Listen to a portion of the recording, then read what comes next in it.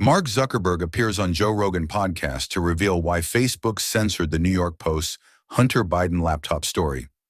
Facebook founder Mark Zuckerberg has revealed that before the New York Post broke the Hunter Biden laptop story, the social media giant received a warning from the FBI, which prompted Facebook to limit the story's reach on the platform ahead of the 2020 presidential election. The billionaire tech mogul said the FBI approached Facebook and warned, "Be vigilant," before the New York Post story on the contents in Joe Biden's son's laptop. "We took a different path than Twitter," Mr. Zuckerberg told Rogan. "What Twitter did is they said you can't share this at all. We didn't do that.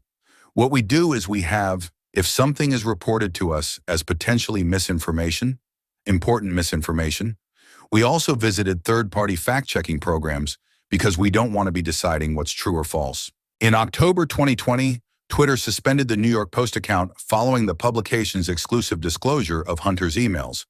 Let's take a moment to revisit the key details to ensure you're fully informed.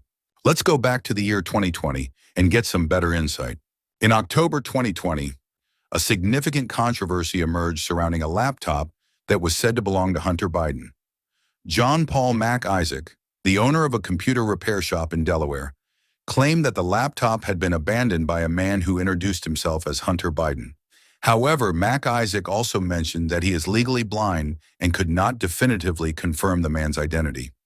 Just 3 weeks before the 2020 United States presidential election, the New York Post published a prominent front-page article featuring emails from the laptop, alleging evidence of corruption involving Joe Biden, the Democratic presidential candidate, and Hunter Biden's father.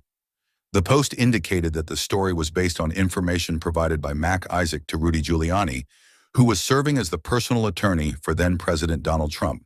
Forensic analysis later authenticated some of the emails from the laptop, including one of the 2 emails used by the Post in their initial reporting.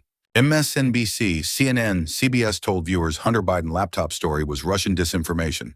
In the month before the election, Trump appeared on CBS's 60 Minutes, where he addressed Hunter Biden's laptop, which he called one of the biggest scandals he's ever seen. But anchor Leslie Stahl was insistent that there was no way to conclude the laptop or its contents were real. "Excuse me, they found the laptop." "Leslie, listen," Trump said, as Stahl repeatedly interjected that the laptop could not be verified. "Excuse me, they found the laptop." "Leslie, listen," Trump said, as Stahl repeatedly interjected that the laptop could not be verified. "The laptop," Stahl exclaimed. "Why do you say that?" the former president responded, before further arguing the laptop had to be legitimate. President Biden claimed a group of former intelligence operatives had determined files from his son, Hunter's abandoned laptop, were garbage in a Russian plant. President Joe Biden made those claims during the final presidential debate of the 2020 election cycle, which took place on October 22, 2020, against then-President Donald Trump. The Hunter Biden laptop was indeed used as evidence in his federal gun trial. Special counsel David Weiss and his team introduced materials from the laptop to help prove that Hunter Biden unlawfully obtained a firearm in 2018 while he was addicted to drugs. The laptop contained emails, messages, and other data that were used to demonstrate his drug use at the time of the gun purchase. Hunter Biden was subsequently found guilty on all 3 felony charges related to this case. The 2020 election results were very close in key states. Changes in voter perception could theoretically have altered outcomes in swing states, but the voters didn't get the facts, so we may never know. Let's bring this discussion full circle. Why is the legacy media in a state of panic regarding Mark Zuckerberg's choice to discontinue fact-checking in favor of a community note system akin to that of X? Listen to MSNBC as they go down this rabbit hole. Ruth, let me read you the Bulwark's analysis of this, because it's better than anything I could think to say. Mark Zuckerberg is a surrender monkey. This is Jonathan V. Last. Quote, "Tell me, what's the point of being worth $209 billion if you can't play offense against politicians who might target you and your business? Why is Zuckerberg acting like a surrender monkey instead of a titan of industry who has an infinite bankroll and ownership of key platforms? Couldn't Zuckerberg be the one making Trump's life difficult if he wanted to? Imagine if Zuckerberg oriented Meta towards Trump the way Musk oriented Twitter X toward Biden, Harris, and Democrats. But of course, that is unthinkable.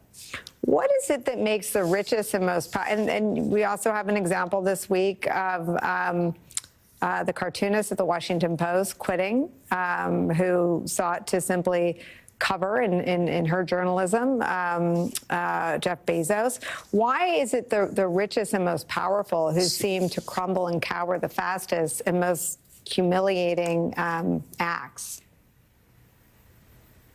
It's certainly dispiriting and often disgusting to look at that because, indeed, they are the people who should be, they're relatively immune from any consequences of lawsuits. They have the money to defend themselves.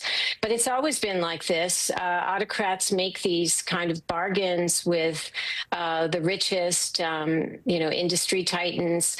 And authoritarianism is about taking away rights for the many, but giving the very few more liberties. And that's where deregulation comes in. It's where privatization comes in. And that's very important to authoritarianism all over the world, that the rich grow richer. It was a foundation of neoliberal economics practiced in Chile during Pinochet's dictatorship. And so people, feel that it's a free-for-all and they're going to cash out by being able to plunder the economy, plunder the workforce, because the regulations won't be there. And that evidently appeals to the Bezos, to Zuckerberg, and all the others who are lining up to kiss Trump's ring. Regardless of your stance on Mark Zuckerberg's choice to halt fact-checking in favor of community notes, it's worth considering why traditional media is feeling threatened. The core issue is the loss of influence and control. Historically, traditional media outlets have acted as gatekeepers of information. Fact-checking by platforms like Meta, formerly Facebook, offered these outlets a form of endorsement for their reporting. By transitioning to a community-driven model, this influence may diminish, as user-generated notes might not align with the narratives typically promoted by legacy media. This change could result in a wider and potentially less regulated spread of information, challenging the traditional media's role in shaping public discourse. They are still in denial that the American people just don't trust them anymore because of their extreme bias. All their anti-Trump rhetoric is probably what helped Trump win even bigger. In the past, they did control the narrative, but now it seems they just keep digging a deeper hole. Thanks for watching this video.